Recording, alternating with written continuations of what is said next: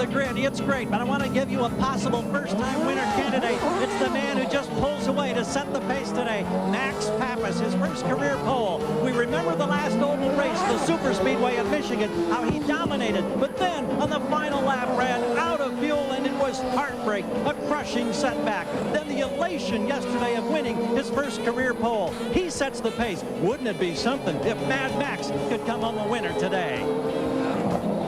Well, Mad Max celebrated his first career pole and the 5th new pole sitter of this year. He starts inside the front row with Mark Blundell starting on the outside. Now, Mark was California dreaming in '97. Today, he wants to blow away the competition in the Windy City. Well, Paul, this could be a dream week for Mark Blundell. First off, he got his contract renewed through 2000 by PacWest. Motorola re-upped through 2000 as primary sponsor. Then he goes out and puts the car on the outside of the front row. Remember, he's just back from being injured for 8 weeks. This is his 3rd race back, and that's the one question mark. A lot of heavy braking here, and he told me just before he climbed in the car, 450 times I'm on the brakes. I'm worried about that lateral movement in my neck. Well, Jimmy Vasser won at Homestead in 1996. This year he's in the shadow of his rookie teammate. But a 3rd place start today puts the spotlight back on number 12. He'll be inside row 2. Dario Franchitti is outside, and he's battled the elements to win on the rainy streets of Houston a year ago. A win today will get him 1 step closer to the points title. In row 3, it's Elio Castro-Neves and Patrick Carpentier. Herta and Roberto Moreno subbing for Christian Fittipaldi in 4. Cristiano D'Amato, Juan Montoya, that's the 5th row. Greg Moore, Mauricio Guzman make up row number 6. In the 7th row, it's Scott Pruitt and P.J. Jones. The 8th row, Tony Kanaan and Jan Magnussen. In the 9th row, Paul Tracy and Michael Andretti. Now, Paul Tracy loves the Midwest. He won in St. Louis in '97, and earlier this year on the mile at Milwaukee. Chicago is now for him a new city to conquer. Row 10, Gil de Ferran and Michel Jourdain Jr. Robbie Gordon and Raul Boesel in 11, both Eagles. The 12th row, Richie Hearn and Al Unser Jr. And in the 13th row, Shigeaki Hattori is back and Dennis Vitolo is outside. This track is flat, little over a mile, and it's fast. And it's a different sort of oval. We've been calling it the paperclip. The straightaways are long, the corners are tight. Over 190 miles an hour, hard on the brakes, down a couple of gears. The corners at 130 miles an hour. Some of the onboard cameras that we have for you today. Richie Hearn, he's back toward the back of the field as they work around getting ready to start the pace lap. Robbie Gordon, that new Eagle, and boy, the paint job on that is super. There's Michael Andretti. Will his style be able to eventually suit this track today? Jan Magnussen a little further forward in the field, 16th position. And this is Juan Montoya. Hasn't been happy with the car all weekend, but he said that last weekend at Mid-Ohio, and he ended up storming from his position up to take a controlled lead to 2nd place in the championship. His teammate Jimmy Vasser will start on the inside of the 2nd row. Nice, wide, long backstretch. We'll call them turns 1, 2, 3, and 4, but for the drivers, it's really this end and then that end. Field aligns itself. Acceleration scheduled to start just off of this corner. A lot of questions to be answered here today. The track has not been run in, so there's not as much rubber on it as say it will have next year. They wave off the start. Wave it off once again. And you can see Max got a good jump on Mark Blundell, and I think Mark purposefully just backed out of the throttle to make sure that Jim Swintel, the starter, didn't throw the green. It'll be interesting to see if he can get away with that twice in a row. Well, as always, once the pace lap is complete, we do count laps. Again, here are the specs at the Chicago Motor Speedway. 6 degrees in the turn and long stretches and very tight corners. 70 feet wide on the straightaways, 80 feet wide in the corners, 2 degrees of banking down both straightaways. And now they reform. And the observers want to make sure that Blundell gets up and alongside, doesn't drop back, create another yellow. Rest of the field follows through. Off the corner, Blundell is well back. And they wave it off again. Trying to get the first 2 guys coordinated. Well, you can see even going into turns 3 and 4, Mark is well back of Max Pappas. He's got to get side by side with him. That's not Max Pappas's problem at this point. He's maintaining his pace, starting to accelerate where he should. Mark has got to keep pace with the pole setter. That's the one of the several advantages of being the pole, is that you do set the pace coming to the green flag. So they reform again on the backstretch. And on these first laps, you want to keep track of Paul Tracy and Michael Andretti, and also Robbie Gordon, who's always so good on starts and restarts on these 1 mile ovals. Also, watch the white line that lines the insides of 1, 2, 3, and 4. A lot of drivers have had trouble when they've dropped wheels below it, upsets the chassis and has put them in the fence. And of course, when you drop the yellow on a start like this, can be dangerous, especially for those guys in the back who may not be able to see above some of the exhaust that's created. Whoa, Max almost loses it there, and they wave it off again. You'll have to keep Blundell, up with him, Mike. They're starting to give us a bit of curry. you're listening to the conversation with Mark Blundell. And Max is doing everything he should, Paul. It's just Mark must feel a little uncomfortable on the high side going through 3 and 4. It's going to be hard for him to get the power down. We even saw Max have the back end step out on him as he tried to get on the throttle there, but Mark has got to keep pace, at least coming onto the pit straightaway. Guys, they've just told him from race control that this is his last opportunity. If he doesn't get it right this time, they could take punitive action, and he could be knocked off that front row. So now once again into turn 3. Franchitti on both of the previous runs has jumped to the outside. This time we get a green. Franchitti comes in behind Blundell. Vassar comes to the inside. Blundell comes into second place. Franchitti battles with Vassar. Off of turn 2 onto the backstretch now. Now they spread out and begin to battle. Down into 3. Montoya. Boy, he's jumped well forward. Brian Herta makes a move on Moreno. DeMotta's behind him, then P.J. Jones down on the inside.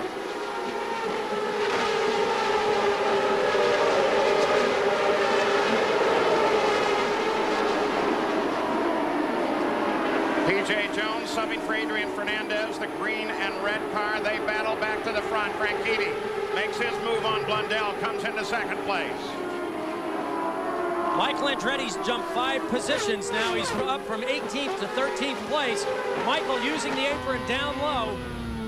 Now Jimmy Vassar works on Blundell, and Blundell gets way high. Vassar gets him off the corner. Helio Castroneves behind him.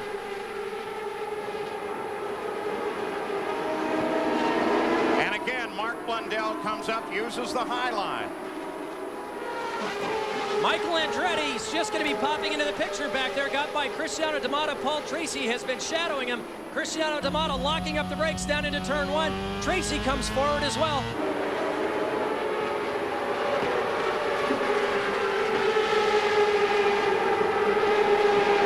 See Andretti lined up behind P.J. Jones. There he is. Max Pappas, while he is out in front, is not all that far in front. The drivers have been told they can get all of the inside of the car down on this white line, but they can't cross that white line with the outside wheels, with the right side wheels. And as they start to get bunched up, Michael just dives down on the apron. He's been very successful. Paul Tracy matching him step for step. Now we watch him again, Mark Blundell, who has dropped back in the field now. And Marty, what's the story with him? Well, Paul, this is the same car that Gulgerman rolled in Detroit. In fact, they nicknamed it Flipper. Well, Flipper's flopping right now because he's very loose through the corners. He's had a hard time holding on, and they just told him on the radio, stay with it. Boy, and the problem there is, Paul, if these cars start out loose as they burn fuel and wear the rear tires, they go even looser, and that is the worst nightmare for a driver. Coming back up to the front of the field, there's Max Pappas. He leads by almost a full second now over Dario Franchitti. There's Franchitti followed by Vassar. Helio Castroneves is on the move, but so is Montoya. Here comes Montoya into turn 1. This is just what we saw at Mid-Ohio. Not happy with the car all weekend long. They made a lot of changes in the morning warm-up, and now he is on the charge. You know, here's a sport where now they say that the cars are so sophisticated it's almost impossible for a driver to carry the car to make the difference. He's disproving that. Well, he has. And remember, no one was able to test prior to this inaugural event. The track wasn't ready. So they came here with only computer simulations and models to try to figure out gearing, chassis, and aerodynamic setups. But what we found during the course of the weekend is for one lap, the drivers that are very smooth on entry, very gentle with the brakes, have been able to get the most out of the cars. But during the course of the race, as we suspected, the drivers that are more aggressive, that can manhandle the car, have worked their way now up towards the front. Helio Castroneves now begins to reel Jimmy Vasser in. A battle for third place. Pappas Franchitti in front. So 12 laps, now 13 complete at Chicago Motor Speedway. And this is only the second race that Max Pappas has led in his career. We'll be back. Back in Chicago, Cristiano Damata is in trouble. He's got a flat left front. He's been having a very troublesome time just getting the car around, even before it went totally flat. And we saw that right from the races open, is that anytime he touched the brakes, he would just smoke the inside front tire. This last time, he nearly got up into the fence, a good bit of driving to keep it off the wall. It's been a shame because Cristiano has been one of the fastest cars consistently all weekend long, had a bit of a problem in qualifying, but now this has happened. Marty? Well, the flat left front is coming off, and you're right. These guys are disappointed down here because they had run so well all weekend long. They made a nice quick change. He's out of here. Well, Cristiano Damata started in 9th place, but has obviously fallen all the way to last position, 26. There's your leader, Max Pappas. Some other drivers as note as Pappas already begins to overhaul the back of the field, going past Vettori and Hearn, and Shigeaki's going to use the opportunity to try to put his wheels under Hearn. P.J. Jones started 14th, now 10th. Michael, who started 18th, is now 11th, and Paul Tracy started 17th, now 13th. And this is a track where you can see they've caught traffic so fast it will play a huge outcome in the race. Hopefully for the guys following Max, they want to make sure that Max is getting boxed up so that they can try to get through cleanly. Sometimes it'll work for you, sometimes against you. But right now, Max is on a tear. He's got a very good working car, and you can see the battle that's shaping up behind him. Well, at Chip Ganassi's track, his two cars, Jimmy Vasser and Montoya, have sandwiched between them Helio Castroneves in a three-way battle for third. And I talked to Jimmy Vasser yesterday. I said, look, of all the drivers, with your success on short ovals and super speedways, I would think you would know how to set the car up for the field that you want so that as the fuel load burns, you've got a great handling car. You were so close at Milwaukee, and he just kind of smiled. He said, this could be my turn. And what better place than the target, Chicago Motor Speedway.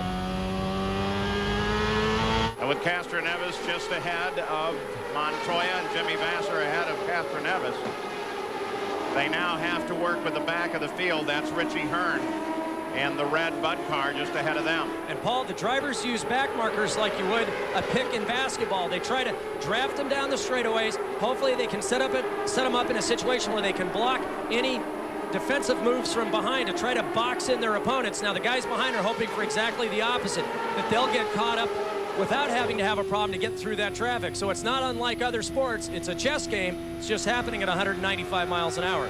Jimmy Vasser makes his move on Hearn, gets him, and begins to pull away. Now it's up to Castroneves and Montoya. Neves inside him. Richie gives both of them room. Battle for third continues. Michael Andretti also continues his move toward the front, now riding in 11th. P.J. Jones just ahead of him. And while P.J. substitutes for Adrian Fernandez in the Ducati car, we have no idea when Adrian comes back, but everyone is hoping it's soon, with the possible exception of P.J., who's having a great time finally behind the wheel of a Reynard. We can see from Michael's onboard, he goes down 2 gears. They're hard on the brakes. They go from about 195 miles an hour down to 130 in just under 100 feet, almost 3 G's of braking in both of these corners.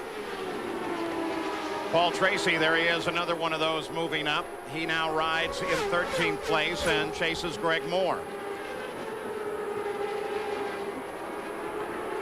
Moore, who along with Gil de Ferran has the comfortable feeling of next year he can move over to Roger Penske's stable as they create a new team.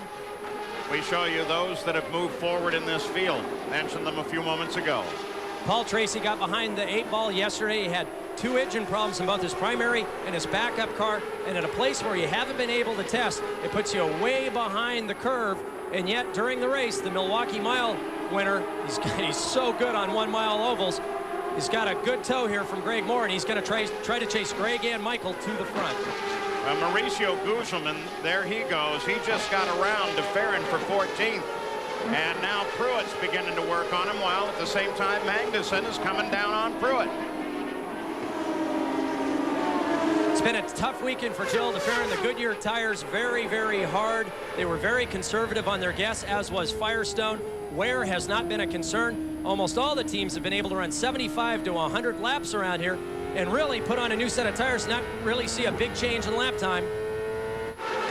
Well, if you're going to pass, this is how you're going to have to do it. Pruitt gives him plenty of room. Magnussen in there side by side, almost touched the wheels. De Ferran ahead of them. Magnussen comes down the inside. They went side by side through 2 corners. It looks like they're going to now. This time, Pruitt drops in behind Magnussen. Magnussen comes forward. So Magnussen now picks up 15th, and here comes Montoya making a move on Castroneves. Again, now the slower traffic is really the way to get through this field. You've got to anticipate it well ahead, and as Parker suggested, use the slower traffic as a pick. Montoya was hoping that Hattori would hold up Castroneves there for just a moment. It didn't work. You can see Montoya falling back now a little bit. One thing I wanted to go back to, Jan Magnussen, it's his first race on an oval. You'd never know it from the way that he's diving through these corners, not afraid to go wheel to wheel, and that was really close when he and Pruitt came through that final corner. He's had a couple of opportunities in the past several years with the CART FedEx Championship Series, and this is a very good opportunity for him. He's taking full advantage of it. Montoya, you take a look at the numbers the past several laps as he continues to close on Castroneves.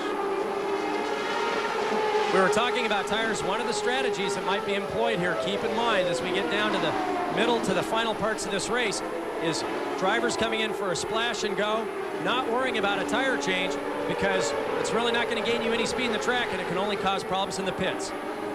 Max Pappas, the leader of the race, now in traffic, just got around Al Unser Jr. And looking back for Franchitti, who is encountering the traffic as well. And as we watch Max Pappas, we should note something unique for this weekend is that Target's awarding $25,000 to the driver that's leading at lap 25, 50, 100, and 150. And it looks like Max here has only got about 17 laps to go to collect the first $25,000. Robbie Gordon lets slower traffic through. Now Franchitti beginning to work his way through traffic. And traffic has been going his way. Michael Andretti got around P.J. Jones for 10th. Tracy passed Moore for 12th.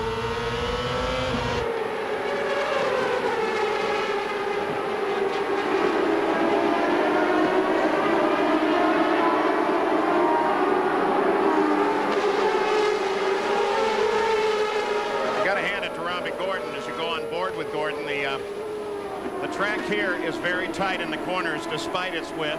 It's very green. Really, the first time a race car was on it was Thursday of this week, so they haven't had a chance to run all the grooves in, and they were, all of the drivers, very concerned about how they would get around. Wanted to make sure that those cars who were not running with the lead pace would do everything they could to give them an opportunity, and Robbie's certainly helping out there. Here is Montoya as we watch. He tries to move on Castroneves, and we go to Gary Gerould. Well, we talk so much about this green racetrack and adapting to it and the fact that the tires are so conservative. Here's a new one. Our first report, to my knowledge, this weekend from a driver, and it is Juan Montoya, indicating that it's starting to get what he calls a little bit greasy. That's something that we haven't heard, but we also probably haven't had the ambient temperature as high as it is right now, and we do have direct sunshine on the racetrack. You see Montoya gets his left side tires down on the white line. Last lap he was down below it. The rule here is you can get the left side under. If you get the right sides down on the line, then they're going to take a hard look at giving you the black flag, sending you through the pits for a drive-through penalty. Michael Andretti just got past his teammate Moreno for 9th place. And they're about halfway through their fuel run now. And look at Mark Blundell, Paul. He's come back. Remember, qualified on the front row, had problems on the starts and the restarts, and obviously at this point is when the handling changes start to occur. The guys that have guessed it right are going to start moving to the front. We're starting to get several reports of cars going loose. You'll see them start to drop back, and the whole complexion of this race can change very, very quickly. Al Carpentier tried to make a move inside Blundell, did not work. Remember, Carpentier is back. This is his first race since he actually had Mauricio Guzman's left rear sitting on his head at Detroit. We'll be back. Our Wide World of Sports Mobile One update. We want to update you on the condition and the situation of driver Christian Fittipaldi. Remember, he was involved in an accident during a test at St. Louis, and Christian joins us here in the booth. First of all, it is really great to see you back. Thanks, Paul. The real question is, how are you doing? How soon do you get back in a race car? Well, I'm doing a lot better than last week. Hopefully, I'll be back in a racing car by Houston. I think it's pretty sure that I'll be racing in Houston. Now, you had a subdural hematoma, blood on the brain? Exactly. How did that happen? It was involved in an accident in St. Louis. I was testing before the Detroit race on Monday, and I went into turn one. I downshifted from 5th to 4th. Nothing went in. And suddenly 4th gear grabbed right in the middle of the turn, and I slid completely backwards into the wall. Well, Christian, after having your first victory and watching your teammate Michael, it has to be a tremendous blow to have you suddenly just ripped out of the season like this. Well, definitely it is, because everything was going really, really well for us this year. And I was obviously very, very happy, but these things happen, and I just have to take it like the best way it comes. And as I said before, hopefully I'll be ready for Houston. Well, we want to get back to the action on the track because there's plenty of it. And Montoya finally made that move past Helio Castroneves, and you're welcome to watch up here for a while, and it's just so good to see you. We hope to see you back in the car soon. Well, thank you very much, Paul. Thank you, Christian Fittipaldi. Good news there. Now the two Target Chip Ganassi cars are in contact with one another, and they begin their battle for third place. With Vassar currently in third, Michael Andretti has come forward now to 7th. Max Pappas is still the leader, followed a second and a half back by Dario Franchitti. Montoya's been working on Castroneves lap after lap. He finally got a break in traffic, was able to carry the momentum past Castroneves, but now Michael Andretti looking down the inside. Keep in mind, we've got 3 different chassis in line here with a Reynard, a Lola, and a Swift. The Lola's got great drag over downforce in this range, where it produces a lot of downforce, not really concerned with the drag because the top speed's just over 190 miles an hour, and Helio's been driving the wheels off this car all year long. But now Michael Andretti coming up impressively from his 18th starting position. Looking down the inside, you know, Paul, he might do this for a number of laps and then have a go around the outside. We've seen it in some of the support races work just that way. Everybody getting the left sides down below the line. Juan Montoya by Vassar. Here comes Castroneves, and Castroneves comes to the inside. He takes Michael with him. Vassar takes a high line off of the corner. Michael had gotten past Carpentier and then makes this move and follows Helio Castroneves, now battles with him, and he drops ahead of Helio Castroneves. So Michael Andretti has set his stride. Look at him catch that car. Kicks it sideways, brings it right back. Moves inside Tony Kanaan. Kanaan not a factor in this battle. Sets his sight now on the leaders of the race.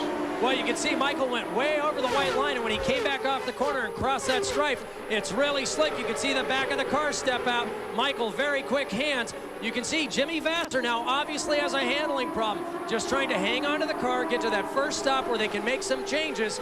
So he's doing the intelligent thing here, not trying to push it, taking a chance of wrecking the car, but you can see how fast you can drop back or go forward on a 1-mile oval. 53 laps complete in a race that, once we got it started, 3 different wave-offs of the start, has been green and safe to this point.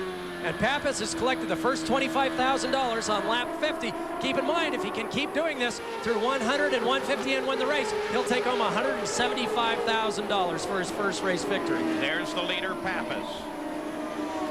And 1 1/3 seconds back. There's Franchitti. Franchitti now with Montoya all over him.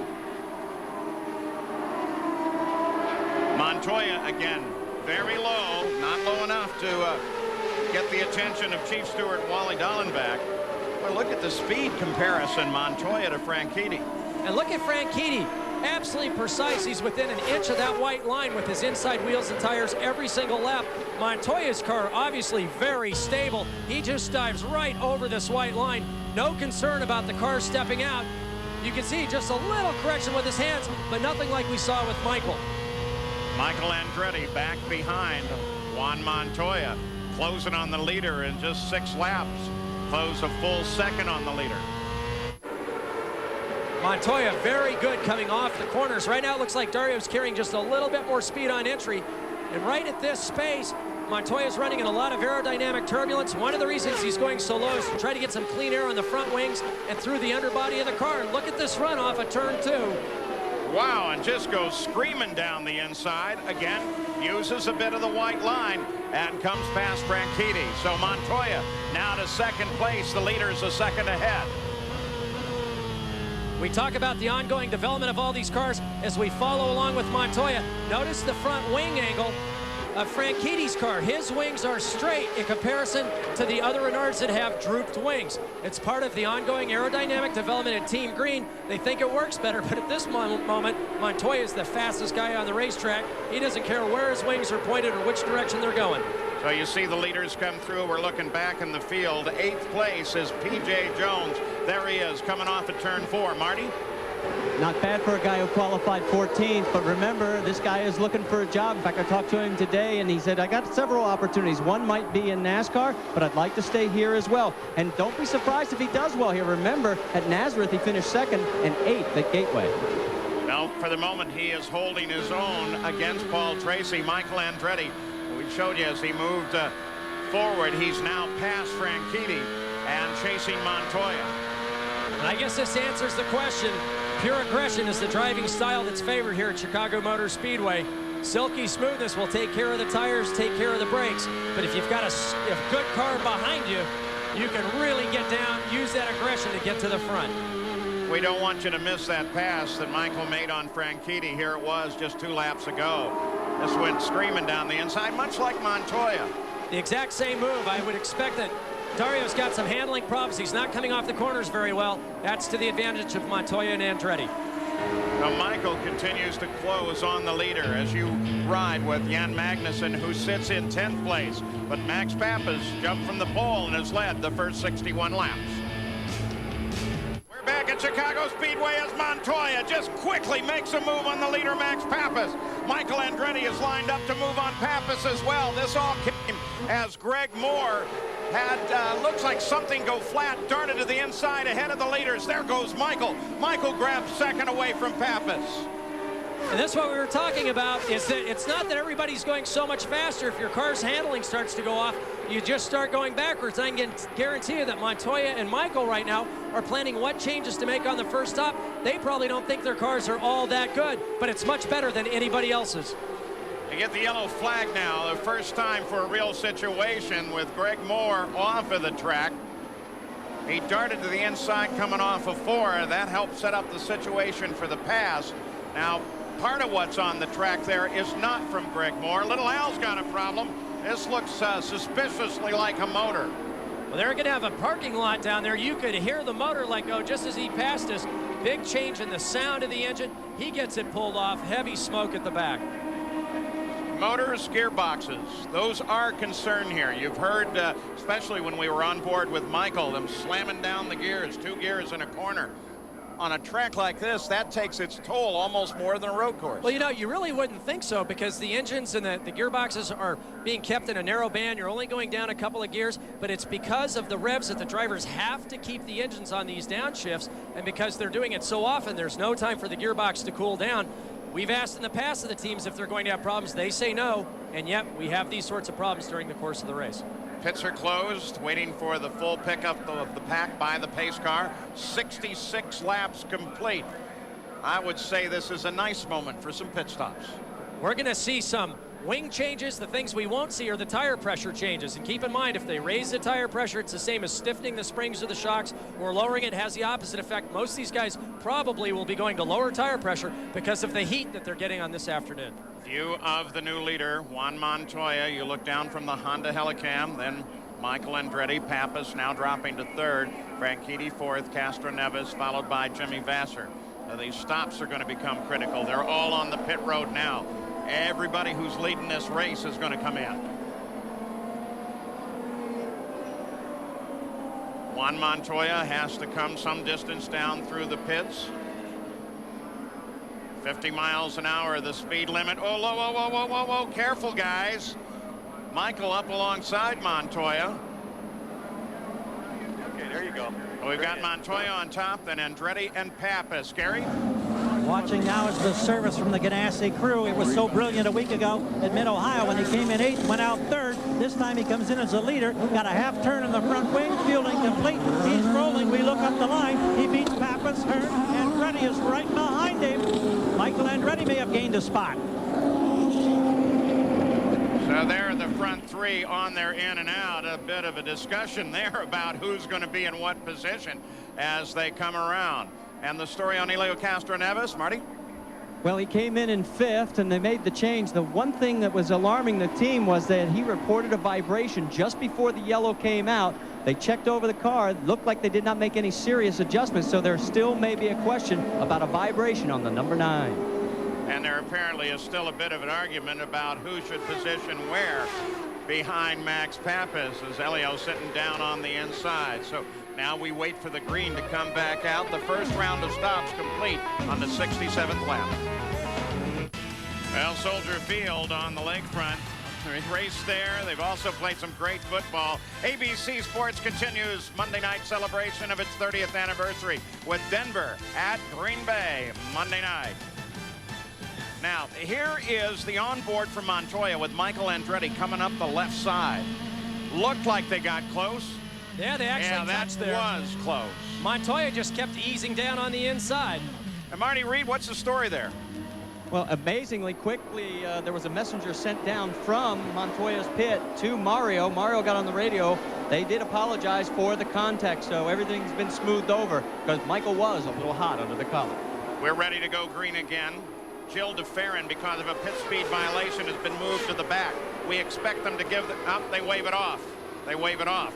We expect the black flag to come out for Paul Tracy as well because of a pass under the yellow. Gary Gerould? Walking along pit road with Greg Moore, there was a problem with the motor from the start. Is that correct? Yeah, we had no boost. As soon as on the yellow flag laps at the beginning, you always accelerate to see how the boost is, and the guy said, hey, start going down on boost, we got a problem. And so we had no boost right at the start, and then I could just feel that our car was getting a little bit looser, and then I just started to feel the engine go away, and then it started to smoke going into turn 3, so I just pulled off the line, and unfortunately that's it. Were out there enough power that you could get a feel for what the racing conditions are like on this new track? It's tough to say. I mean, I think that obviously a lot of the racing is being done in the pits and on the restarts and starts when the tires are cold, and didn't see much passing going on when the racing was actually on its at its best. But does that surprise you? It surprised me a little bit. I thought that there'd be a little bit more diving under people, under braking and stuff, but it's so slippery out there with these small wings, it's making it difficult for sure. Thanks, Greg. Thanks. Well, Jim Swintel, the starter, has waved it off once again. The report from race control, they're not happy with the buildup of speed coming from Juan Montoya. This time, apparently, they're very happy with it. Montoya heads off for one. Michael on the inside, but under challenge by Franchitti. Franchitti quickly passed him. Now, you'll see Paul Tracy back there, but we expect the black flag for Tracy any time now. Now they're reporting they're going to withdraw the penalty. Tracy's going to work on Michael. So Tracy moved from 9th to 4th on the stops. Jimmy Vasser 6th to 5th. Whatever changes they made on Franchitti's car, obviously they've worked. The car's very good on cold tires and full tanks. We'll have to see how this plays out with successive laps. Paul Tracy was adamant on the radio that he did not pass under yellow. Apparently they convinced someone in higher places. Well, part of the question may be that the way they looked at it, Magnussen may have passed Tracy first and he was just coming back, so they've negated any penalty for Tracy. He's in the fight. And he's in the championship fight as well. Now think about that. As Paul Tracy works on Michael for 3rd, he missed the first race of the season. He was serving out a suspension. And here he is in the championship fight, very definitely in this race. You can see the difference in styles, the different approaches from our aerial shot. Michael Andretti with his his typical in very early. Paul Tracy going a little deeper on the outside. You can see it right there. Michael always trying to diamond off the inside of the corner. Look how much faster Paul Tracy is, though, on the entrance. Remember Castroneves and Michael Andretti at St. Louis. Very similar sort of battle. Michael being able to pick up the throttle up sooner coming off of the corner. Not quite as fast on the way in. Castroneves couldn't figure out how to use his advantage on the entry to get by. Paul Tracy now sitting back a little ways trying to figure out how to use his speed advantage to get by Michael Andretti. Vassar and Pappas behind this battle, not in contest at this moment, but certainly closing it. Montoya, Franchitti, first and second. This is the battle for third.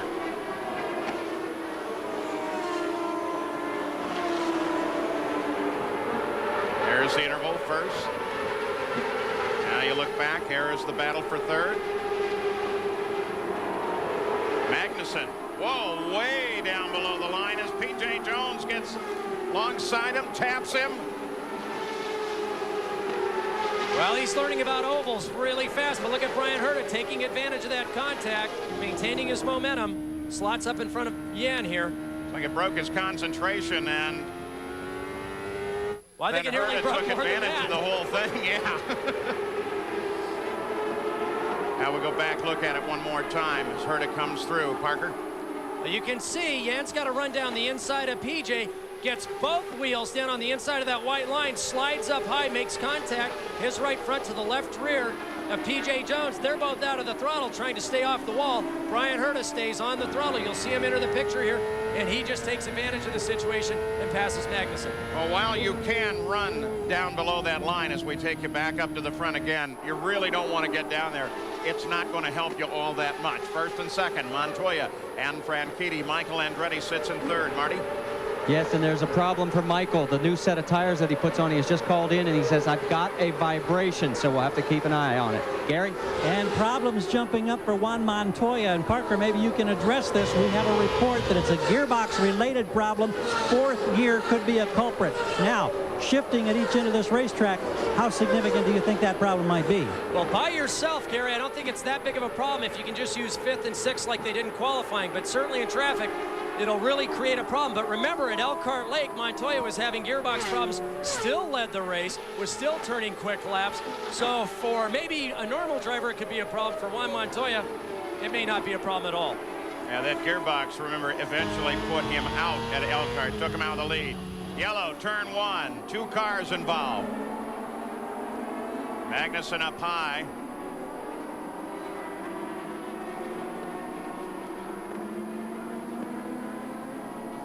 The other car, Roberto Moreno, down low. Looking for damage on Moreno, though. You see any, Parker? No, I don't at this point. We'll have to see if we can find a replay of it, but my concern is Magnussen has been running lower than anybody else. And I tell you, if you've got the car in the wrong place at the wrong time on throttle, on the paint, you've got big problems. It looks like Magnussen slid up high. I don't know if Moreno, we don't know if there's any contact there, if Moreno was just trying to get out of the way there, Paul. The rest of the field gets through safely. The safety team on the scene. They might be able to get Moreno restarted. For Magnussen, it's a different situation. Looking down on the new Chicago Motor Speedway from the Goodyear blimp, providing our shots from above, the blimp stars and stripes. And if you want to learn more about the Goodyear blimp, check it out at www.goodyear.com. And we're still under yellow, though. We're going to go green pretty quickly here. Here's why, Parker. Well, we found out what happened in this incident when we take a ride on board with Jan Magnussen. He rolls down into the first corner. Watch what happens. Bonk. And that would be Roberto Moreno trying to barge his way over the top of Jan Magnussen. Big contact with the outside wall. Here we're ready to go green. Big crowd here today. Green comes out. Franchitti stays right with Montoya. They jump out. Tracy way high off the corner. Look at Michael.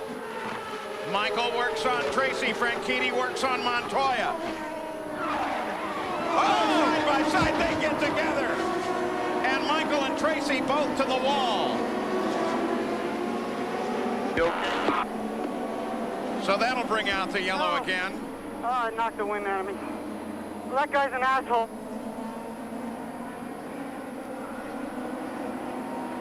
Well, we saw Tracy get by Michael on the restart. Michael got a good run on him coming back out of turn 2. They were side by side going down into turn 3. Tracy climbs out. Michael's still in the car, but appears to be okay. Parker. Watch here. Tracy pushes Michael right down on top of the white line. He was about a half a car length in front of him, but certainly not enough. Michael could have gone down lower onto that apron, but keep in mind, the banking quickly changes as you cross that white line. It goes from 6 degrees down to about 4 degrees. You can see they've already touched big contact with the outside wall. Let's watch it from the onboard camera now from Michael Andretti. He's got a run on Tracy coming off of turn 2. You can see he's up close, nearly wheel to wheel. Paul's got to give him some room down on the inside. Paul just comes down across on the turn in hard. Now keep in mind, it's very difficult to see behind you, but if you don't see him, you've got to think that he's somewhere right next to you. And while that was happening, you saw Franchitti get past Montoya for the lead. And remember, Andretti and Tracy are 3rd and 4th in the points. We'll be back after this message and a word from our ABC stations. On ABC Sports, it's college football's opening weekend. Every game counts. The Kickoff Classic. Miami takes on Ohio State, Arizona, Penn State. Coverage live. Now, here is the reason we are coming to the end of a yellow.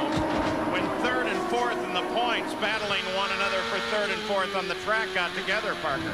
Boy, and having a chance to look at this, Paul Tracy obviously thought he had Michael beat into the corner, came down from the high groove. Michael, at the last moments, really trying to suck the nose of his car back, and they made contact into the wall. Not unlike what we saw between Carpentier and Michael Andretti at Milwaukee last year.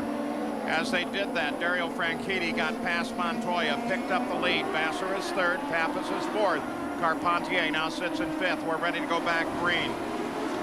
Boy, look at the upper deck is full here, too. Again, a wave off. I'm having trouble getting this thing going.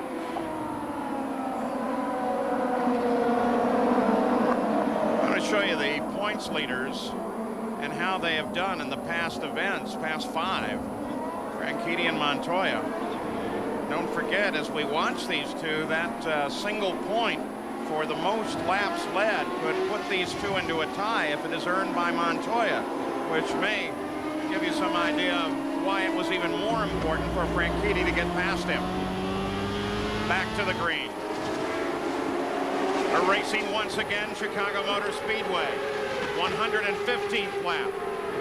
So far we've had 35 laps under yellow. A reversal of roles that time when Franchitti got the jump on Montoya, and they got a really good jump on Vassar and Pappas. 35 laps under yellow since the last stop. Pappas works on Vassar. Christian Fittipaldi's joined us again in the booth.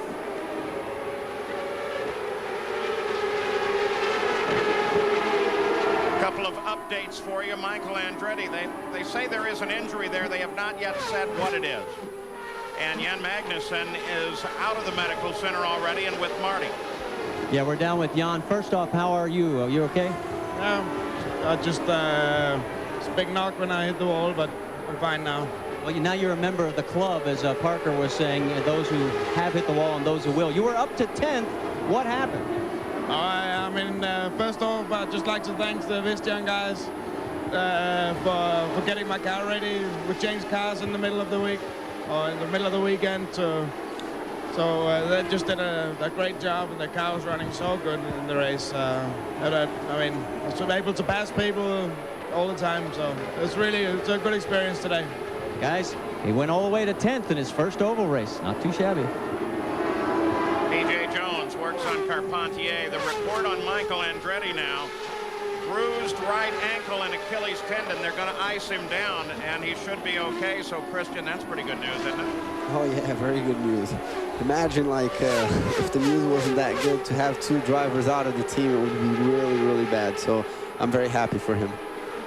You watched that incident with Magnussen and Moreno. What did you think?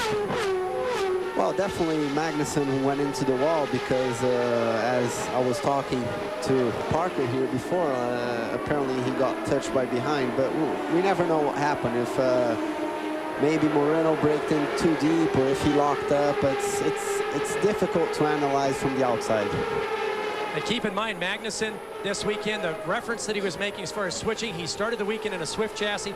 They put him in a Reynard, and both he and PJ are running a combination, 97, 98, and a 99 card. Keep in mind, at the beginning of the year, Adrian Fernandez had success in the Frankenstein car. Now they named their two cars the Hunchback and the Brother of Frankenstein. So hopefully he'll get back into another Renard here very shortly. Both cars continue to be cars, Renards, with parts off several different years. Paul Tracy also involved in that accident.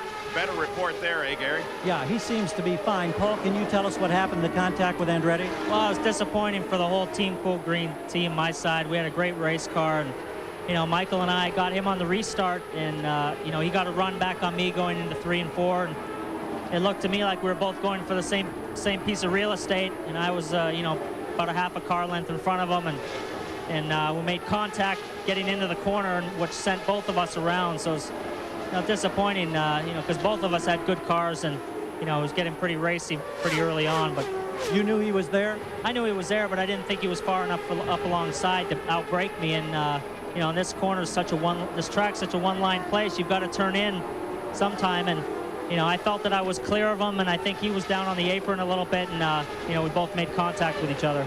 Has the racing been better or worse than you might have expected? I thought it was okay. I mean, my car was pretty good. I was able to pass guys. Obviously, Michael was able to pass guys. So, you know, a little bit disappointed because I felt we could have been on the podium today. But you know, we'll get him next week at Vancouver, and we hope Mikey's okay.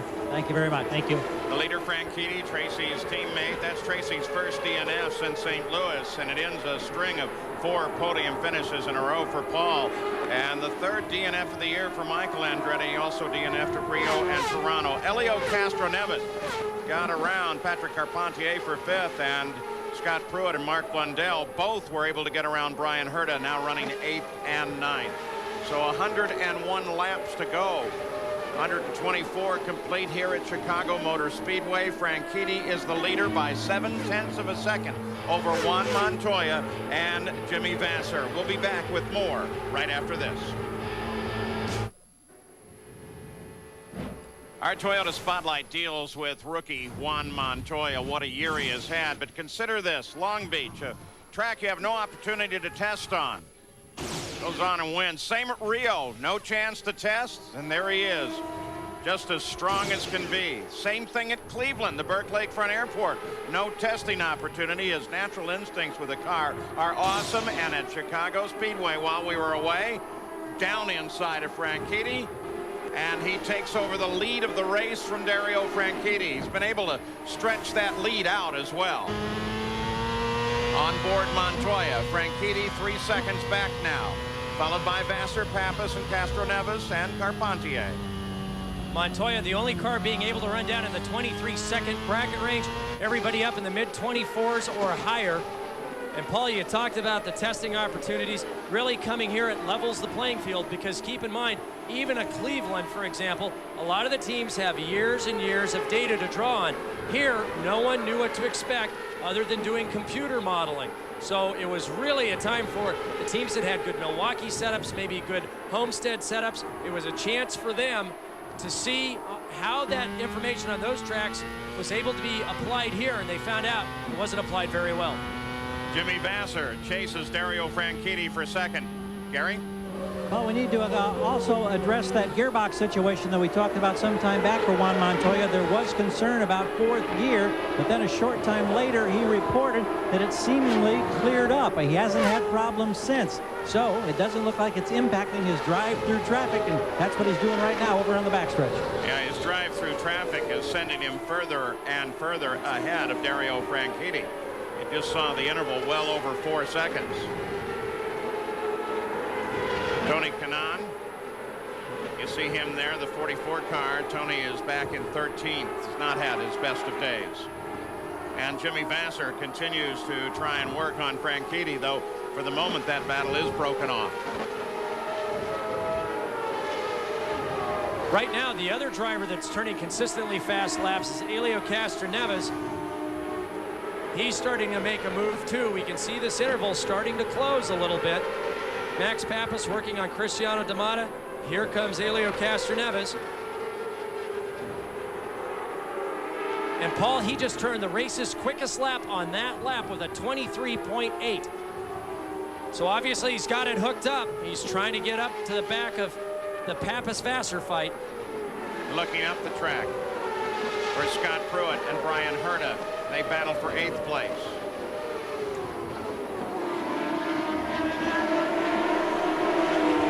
Pruitt just ahead of Herta, and traffic ahead of Pruitt. One of those, Raul Boesel and the Dan Gurney Eagle. Boesel is currently 2 laps down in 17th.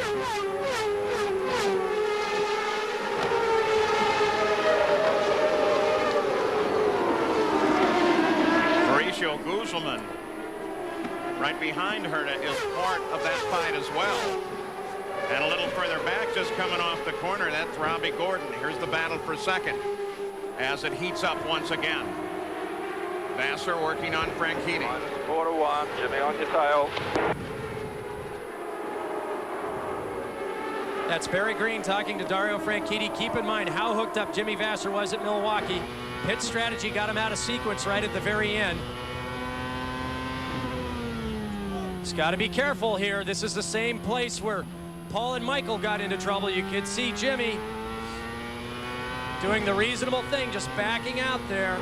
He's going to try to set him up. Obviously, he's quicker than Dario at this point. He'll try to use traffic to work his way back up. But look at Max Pappas now with the loss of momentum that Vassar had. So Pappas gets back into this fight. Currently occupying 4th, but working on Vassar. Again, slower traffic. Critical factor here. And you can see Vassar just backing out on the entry of 3 to not take a risk with contact with Dario. How much time it cost him. And at lap 150, Juan Montoya picks up that $25,000 bonus. Vassar's still under attack by Max Pappas, the pole sitter, who led today for a while. Second time in his career he's led. The other time at the US 500, right down to the last couple of 100 yards, and then it was snatched away from him by Tony Kanaan. So the giant crowd on hand here today for the inaugural event at Chicago Motor Speedway is seeing some action in front of them in a race currently led by Montoya. On ESPN, it'll be coverage of Winston Cup, the Goodies Headache Powder 500 on Saturday from Bristol Motor Speedway. Mark Martin won the Goodies Headache Powder 500 last year. We're at Chicago Motor Speedway, the inaugural event, the CART FedEx Championship Series. Juan Montoya is the leader of the race. Back in the field, though, this is Jimmy Vassar, 3rd place, and Max Pappas is closing on him. And Christian, I've got to ask you now, the guys have had the chance on that first pit stop to make changes to the cars as they get ready for their last pit stop here in just a few laps. How close to a neutral to oversteer car do you want in case you've got to really get the most out of the car and sprint towards the end? Well, it's not even that. It's the fact that if you're going to do changes to your car when you're in the pits, it's going to take longer. And you're not going to have a very good pit stop, and you're not going to have the case like Paul Tracy had in the first stop when he came in 9th place and he went out in 4th. So it's sometimes very, very hard for you to choose if you want to do the changes or if you don't want to do the changes, because the stops nowadays, they are very, very important. But I guess what I'm asking, if you can get a change done, if they get the tires on while the fuel's still going in, you can make some tire pressure changes prior to the stop. Do you take the risk of trying to get the car a little bit more neutral to try to get more speed out of it, or do you just try to stay with a more conservative car? If you're under a green condition, definitely yes. If you're under yellow where the cars come in nose to tail, it's a tough call. At the 158th lap, Max Pappas suddenly peels off of that battle with Jimmy Vassar and heads for the pits as we watch him slow down on the 155th lap. Just 3 ago, Montoya led more laps of the race than Max Pappas and picks up the point. The single point offered in the championship for leading the most laps, which puts him in a tie with Dario Franchitti for the championship. The stop is routine at Bobby Rahall's team for Max Pappas. Then it goes just a little long as the vent man resets. and Pappas goes back into the fight. 158th lap in for him. Back to the front, Montoya. And it looked like they took some wing out of the front of Max's car. Means that the car was actually a little too nervous. They're going to try to bring it back to more neutral to understeer on this last run.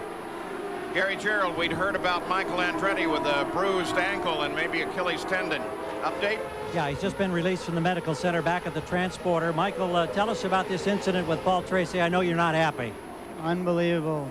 Normal Paul Tracy driving. I mean, he's going to kill somebody out there. It's just such a shame. I mean, we both had a good race going, and he puts me down. I had nowhere to go, and I can't believe what he did. I mean, why? What is he thinking? I don't understand. I mean, does he have a death wish? Is he trying to kill us both? I don't know.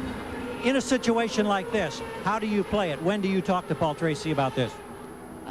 It's like talking to the wall. So you might, the only one to talk to, I guess, is Wally to make a call, and I hope Wally makes a proper call on this, because that was so blatant. He did the same. He did it all the way down the straightaway. He was swerving at me, and then we got to the corner. I had nowhere to go. He put me in a totally winless situation, and we took both of us out for no reason. All right, thank you. Well, and as you can tell now, having heard from both of them, those drivers view it entirely different. Though Parker certainly tends to side with Michael Andretti. The stops have begun. Helio Castroneves in for 12.7 seconds, and the gap between Montoya and Franchitti closes in now to 2.5 seconds as both of them begin to think about their stops. Herta in for routine service. He comes out of 5th place for that service. And look at Montoya running down on the white line. You could see the car moving around underneath him. We've heard radio communication to Bryan Herta that they're telling him, hey, Montoya's going down on the white line. You should try it. The problem is, if the car's not secure, you're going to get in nothing but trouble if you don't have a solid back end crossing those white lines. Montoya heads for the pits. 12.4 seconds for Bryan Herta. Now, Jimmy Vasser is on the pit road as well. In fact, all the way into the pit and stopped. So Vasser is in. Montoya will be past him shortly and into the pits. Well, I think they're going to launch Jimmy prior to Montoya getting there. It's going to be close. Now Jimmy's out. Jimmy is out. Here comes. Watch that hose. There you go. Slow down. Slow down. Montoya is in. You can see the brake dust flowing out of the wheel there as they dip it. Hard braking here. Ready? Go, go, go. It's clear. It's clear. It's clear. So with no changes. Now here comes the new leader. Franchitti picked up the lead when Montoya came in. Marty? Yes, and Barry Green has got the team ready for this final pit stop, and apparently they have taken some air pressure out of the tires, and we will wait to see if they make an adjustment on the front wing. They said they may take a half turn out of the wing, so we'll have to wait and see. So far, tires, yep, there is. In fact, they're putting it in. They put a full turn in. He's out of here. Franchitti's gone. Here comes Montoya. Montoya retakes the lead while Franchitti comes up to speed. But watch the distance now. It's going to be greater than that because Montoya's got heat in his tires. It's going to take Franchitti a couple of laps. Remember, both Firestone and Goodyear are very conservative on their tire choices. The tires are very hard. It takes a long time to get up to temperature here in Chicago. Montoya will see if he can get back out now to the 3-second lead he had prior to the pit stop. Well, but remember with Montoya, as we learned at Mid-Ohio and elsewhere, his ability to come out of the pits on cold tires and take it right up to top speed is uncanny. It is. He can gain positions like nobody else just on those out and in laps. At Mid-Ohio, we saw him come out of the pits and match speeds with the guys on the outside of turn one that were up to speed with tire temp. And look at him extend this lead now. So Montoya comes out and establishes himself 3.3 seconds ahead of Dario Franchitti. Robbie Gordon there, and Jimmy Vasser sits in third. We will be back after this message and our word from our ABC station. Thursday night, several drivers visited the new ESPN zone here in Chicago. Being competitive, they went against one another on several of the video and interactive games. It was just one of the events and parties leading up to the inaugural race here at the Chicago Motor Speedway. And providing some of our shots from above today, the Blimp Stars and Stripes based in Pompano Beach, Florida. There are currently 6 Goodyear blimps, 3 domestically and a 3-blimp international fleet. Montoya is the leader. Franchitti He's coming forward 2.2 seconds. So just in the past couple laps, his closure has been excellent. He comes down underneath DeFerrin. DeFerrin has not been a factor in this race at all and currently runs in 13. We're going to see this interval change a lot because of the heavy traffic. Montoya had it extended over 3.5 seconds. Then it went down to 2.2. This last lap, it was 3.2 seconds. It'll continue to yo-yo back and forth as they come through the back of the field. 175 laps complete, 50 to go. Montoya, Franchitti, Vassar, Pappas, Castroneves. Castroneves still holds the race's fastest lap, but right now, the other drivers, even on almost full tanks now, are getting right down on top of that new race record. Looking back up the track for Helio Castroneves and his Hogan Lola. Franchitti was decidedly faster than Montoya last lap. 149 for Montoya to 152.5 for Franchitti. There's Castroneves. Hogan Racing fielded 2 cars for this weekend. Castroneves' teammate Luis Garcia Jr. put it into the fence. They didn't have a backup car for him. Struggling a little bit to come to terms with the Lola chassis on Firestone tires, and I think it's just a tribute to Casper Vandershoot, the engineer for Castroneves, and Helio Castroneves, so determined, has taken this car and just done amazing things with it all year long. The RC Earl Wells team came here with some pretty high hopes with Cristiano D'Amato and Scott Pruitt. There is Pruitt. Cristiano had any chance for his race go away pretty early on. Pruitt is still somewhat in the fight. Whoa, not anymore. He was running 10th. Cristiano D'Amato was in the top 5 all weekend long, had a slight chassis problem during qualifying, which dropped him back to 9th place. His race went very wrong with that tire puncture very early on. He lost a motor, and now Scott Pruitt has also lost a motor. Paul, you would think that with only a few shifts, a pretty wide range band, that this would be pretty easy on gearboxes and engines, but it turns out it's exactly the opposite. Most of the drivers were in fact quite vocal about asking for more downforce in the future so they wouldn't have to downshift. Brian Herta is 9th. He was the one battling with Pruitt until the engine let go.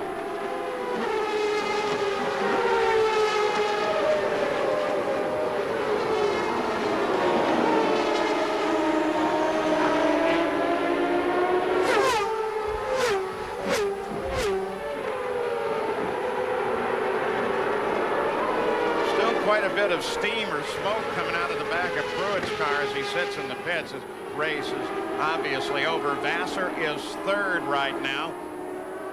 The leader's teammate. You got a glimpse of Pappas there. Let's go to Gary Gerald. Speaking of Max Pappas, Paul, remember the heartbreak at Michigan on the oval where he dominated? They had the telemetry problem after the last pit stop. Didn't know what their fuel situation was. Well, similar problems for Max, not related to the telemetry, but on that last stop, the Buckeye coupler on the fuel hose apparently broke or malfunctioned. He didn't get a full load of fuel, about 30 gallons instead of the usual 35. Consequently, they've got him running very, very lean on fuel, hoping that he won't have to come in for a splash before the race is over. Boy, that feels like a very long distance for Max Pappas if he wants to stay in contention as he is with Jimmy Vassar. We'll watch him. Scott Pruitt is now out of the car. Marty? Yes, and a top 10 finish that looked like it was going to be in the bag all of a sudden went up in smoke. Give you any warning? No, it just went all of a sudden. You know, it's tough for the Pioneer guys. You know, everybody worked real hard all day long, and things were really coming our way. You know, we really had a good car. We worked hard on it, and unfortunately, something happened in the engine. So, an unfortunate day, but we'll be back in a couple weeks to Vancouver. All right, we'll see you then. Sorry, Paul, we watched Pappas here. He runs lower and lower and lower on this apron, trying to make a run on the back of Jimmy Vassar, looking for clean air down on the inside. We've seen him run down there all weekend long. It seems like he and Montoya are the only 2 cars that can consistently get away with crossing that paint stripe twice.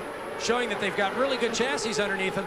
And we keep hearing radio reports of the other team managers saying, try it. Those two guys are doing it. They're going fast. You should do it. The drivers are coming back saying, I don't think so. Well, the leaders are now back in traffic, and Franchitti is right on the tail of Juan Montoya. Gil de Ferran runs 16th, is going to get a black flag for a speed violation on his pit stop. But at the front here, it's tightened up again, and there's plenty of traffic ahead of them. Franchitti, there he goes, down below the stripe, comes off the corner much wider than Montoya. Two entirely different styles here. Keep in mind, he's getting the aerodynamic wash from Montoya's car, so it's washing him up towards the exit of the wall as he comes off the corners. Roberto Moreno, scheduled stop at the 187th lap. Back into the action. Moreno was 8th when he came in. Back the battle at the front. And Franchitti has now set the race's fastest lap at a 23.8. They're chipping away at it hundredths of a second at a time. This is just what Dario needs, is some traffic. Hopefully Montoya will get locked up. Dario can maintain his momentum. And we see Mauricio Gugelmin pulled off. So that's another casualty by the wayside in turn one, Mauricio Gugelmin. And while that position is not exposed, it does not appear that they're going to go yellow. We've seen other cars down there, and they have not brought out the yellow for those cars. So bad news for Mauricio Gugelmin and his team. Montoya and Franchitti continue the battle.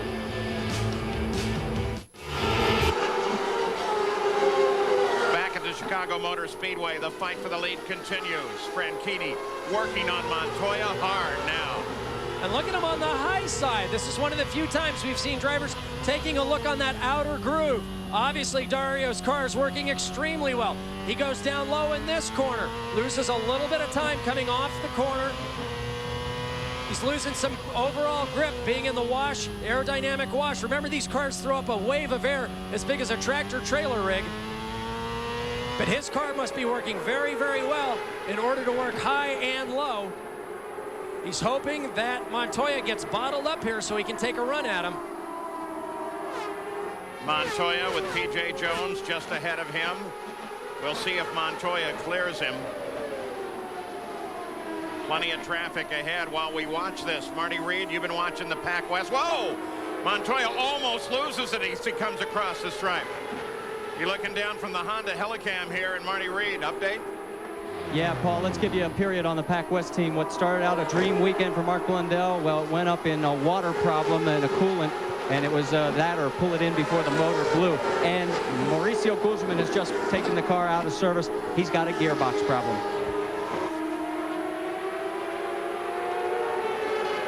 And now race control is getting a complaint from Montoya and his team. They're concerned about the car ahead of them, which of course is PJ. They're worried that some blocking's occurring here. You're back looking at Vassar right now with Pappas right behind him. Gary Gerould? Animated conversations went on moments ago between Dennis Swan, who represents the CART officiating staff on the other side of the pit wall, and from the scoring stand, Chip Ganassi. They are extremely frustrated. P.J. Jones up there in the mix just ahead of Montoya, and Franchitti now breathing right down the backside of Montoya's wing. Well, remember, P.J. Jones just a week ago at Mid-Ohio was ahead of the leaders, and there was concern for the same situation. Franchitti, in fact, suggested that his race was lost there by the inability to pass through slower traffic. And it really doesn't take much here. It's not a matter of weaving across the racetrack. All you have to do is just turn down into the corner a little earlier than the guy behind you, take the air off his car, let the car out across the track a little earlier than you would. So from the outside, you really wouldn't see it, but if you were following the driver, you would know that he's not driving the racing line that he would take if he were by himself. You know, P.J. Jones, of course, is trying to stay on the lead lap, and that's so critical on an oval, especially a short oval like this one, just over a mile. And anybody will tell you, if you're fighting to stay on the lead lap, that's a legitimate thing to do, because at any time that a yellow comes out, you get right back up to where you need to be, and your whole race could change. So PJ obviously isn't just going to move over. Now, if you were already a lap down, that would be a different story. PJ gets by Shigeaki Hattori. Now the leader comes up on Shiggy, though Shiggy's been giving everybody plenty of clearance.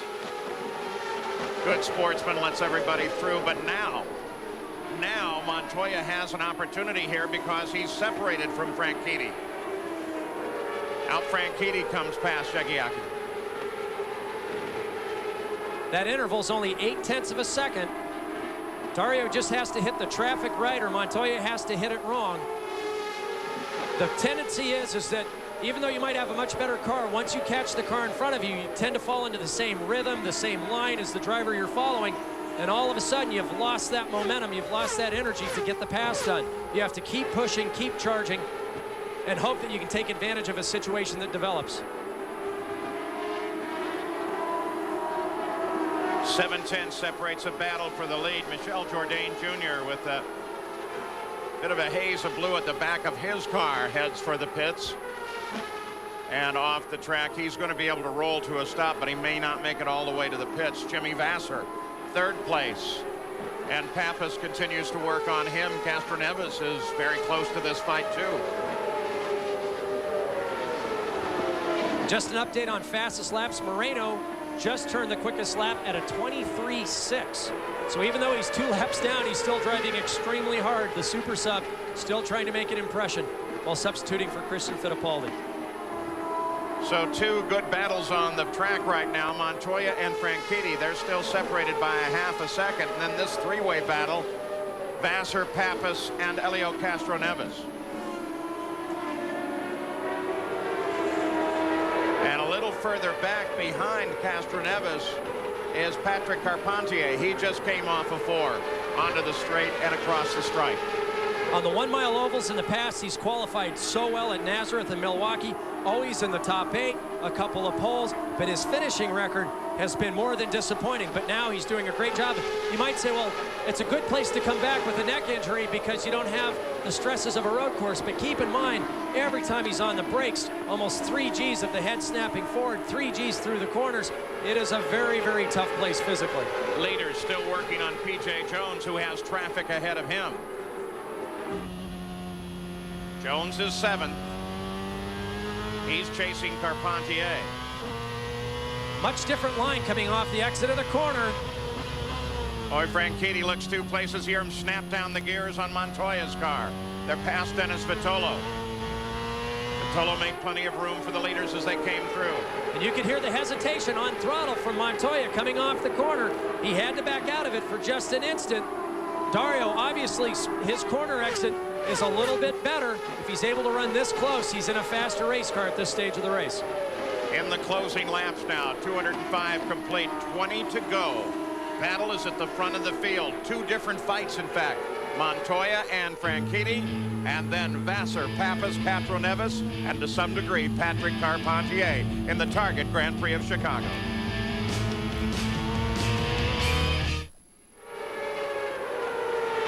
Back at Chicago Motor Speedway, we will be with you all the way to the finish of this run. Nothing has changed since we left you. Roberto Moreno's trying to get his nose into the fight for the lead. He's not a factor. He's 2 laps behind the race. Montoya is the leader. But Dario Franchitti is right there working him. And remember, they are now tied for the championship battle because Montoya picked up the single point for leading the most laps. And that put him in a tie with Montoya, or with Dario Franchitti. And Moreno's got to be careful what he does here, Paul, because he might have a very good car. He's 2 laps down, and if he gets in between Dario and starts taking him away from the battle in front of him, I don't think that's such a good thing to do at this stage of the race. In his position there, though, is Moreno any help to Dario? Well, I think right now it's a big distraction because now Dario, instead of just being focused on the gearbox of Montoya and trying to figure out how to work him, he's now becoming a little defensive. He can't afford to have Moreno get by him, or at least fight with him. It splits your concentration. It's not what you want. You just want to look ahead. You don't want to have to worry about what's behind you.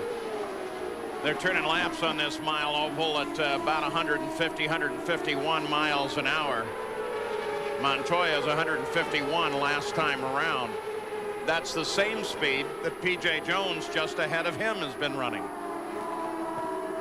So Jones equaling the speed of the leaders. Leaders can't move on him, can't get around him. Well, we've seen this situation in the past now. PJ's been able to regroup, pull out some distance, and I'm sure PJ's saying, hey, the guy's not close enough to pass me. 14 laps. Barry Green keeping his driver informed, Dario Franchitti, but PJ's saying, hey, if he's closer, then maybe I'll think about it, but he's not close enough right now. And Montoya's got the opposite argument. Hey, I can't get any closer because of the aerodynamic turbulence. Tell this guy to give me a break so that I don't get run over by Dario Franchitti. And some contrasting styles here between Franchitti and Montoya. Franchitti tends to come off the corner a bit wider.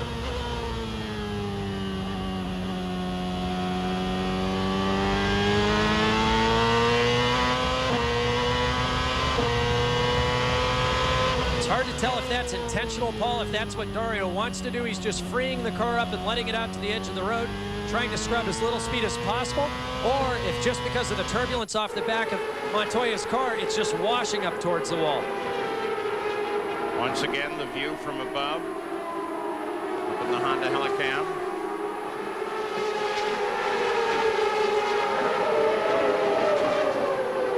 Long backstretch. Montoya closes on P.J. Jones just a bit, but they really maintain the position.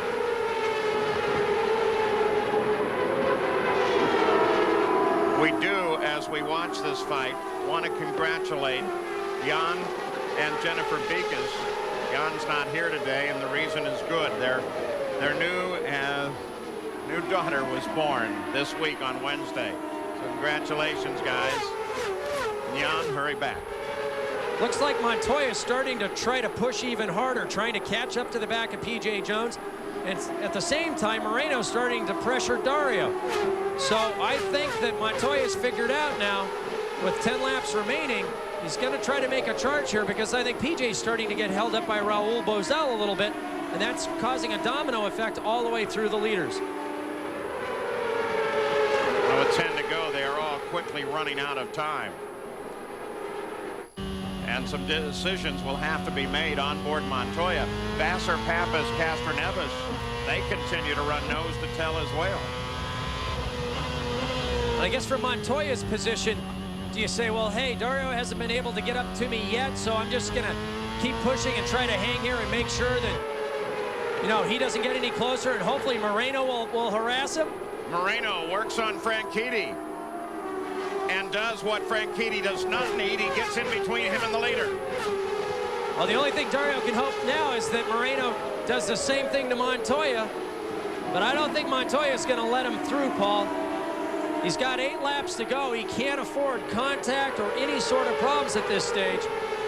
Tough decision for Franchitti, though. Do I battle with him or do I let him through? Well, I've got some guaranteed points here, even if they're only second place. That's not for position. That is not for position. Chip Ganassi talking to Montoya. P2, he's behind him. You want to keep a car in between you if at all possible. I mean, the other option is just to try to breathe the throttle, let Moreno down the inside, and then try to follow Moreno. 6 to go. Follow Moreno past P.J. Jones and just keep Dario behind you. Meanwhile, the battle for third place, Jimmy Vassar, Max Pappas. It's still tight. There's Castroneves. Patrick Carpentier is 6th. Then P.J. Jones, sitting just ahead of the leaders, is 7th. Now, those cars, 1st through 7th, are all still on the leader lap. Max Pappas has been shadowing Jimmy Vassar the entire time. You can see him go earlier into the corners. Max has been running this low line across that white paint strip all weekend long. He's been told that he's got to conserve some fuel because he got a little less than he had hoped that last stop. And yet, look at how good his car is working. Look how aggressive he is down on the inside. Castroneves also knowing that he's running out of time. If he's going to push and make a move, he's got to do it now. 221 complete, 4 to go. Talked about it a little earlier. You make the corner wider going down low like that, but also the banking decreases. It rolls out a little bit, so you lose some grip from the lack of banking. You make it up on the width of the corner. Helio Castroneves continues his ride, 5th place, right behind Pappas. Marty? Now, Helio's got to take it a little easy, though. He just called in a few laps ago and says, I've got an oversteer. And you know how quickly that tail end could come around if he pushes too hard. Well, that would explain why coming off the corners from time to time he tends to fall back. 3 to go now. We look for the leader coming through. And there they are, still separated by Moreno. Listening to Montoya's radio, Chip Ganassi, his car owner on board, owner of the track here. Boy, this is going to be a great victory if he can pull it off for his sponsor's Target at this track in its inaugural race.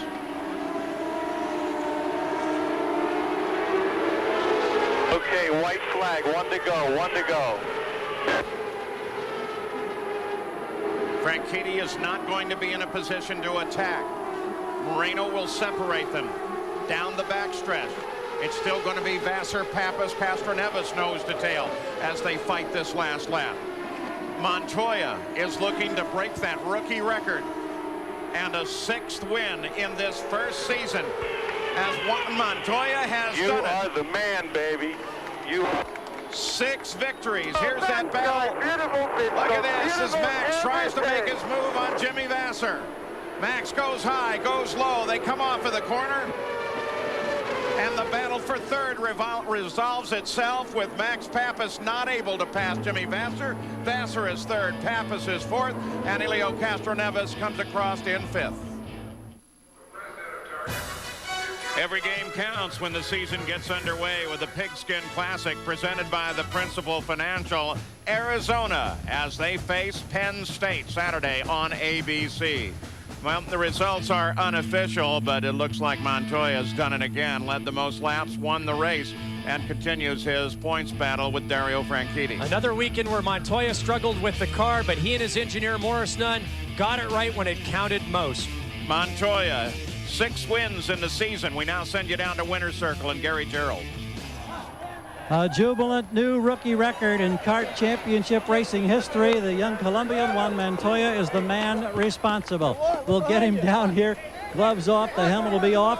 A big 6 comes up also to victory lane here in the inaugural Target Grand Prix.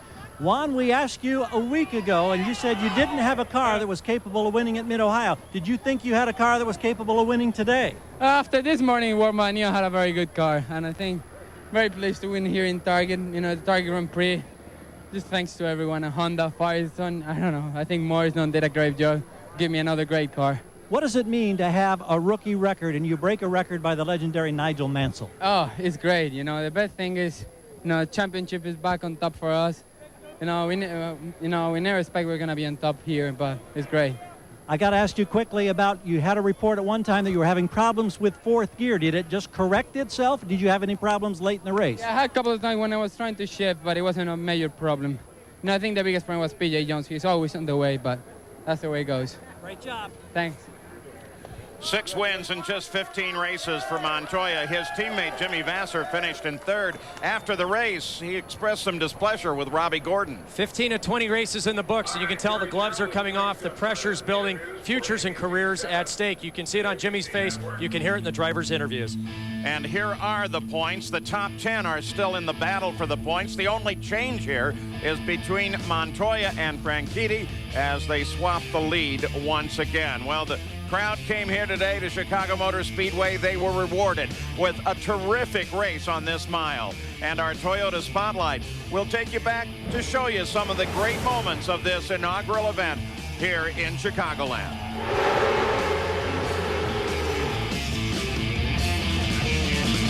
Now in 2 weeks on ABC Sports once again. Kart, this time, the Vancouver Indy will have plenty of coverage. Paul Page for Parker Johnstone, Gary Gerould, and Marty Reed. ABC Sports is online at ESPN.com, part of the Go Network.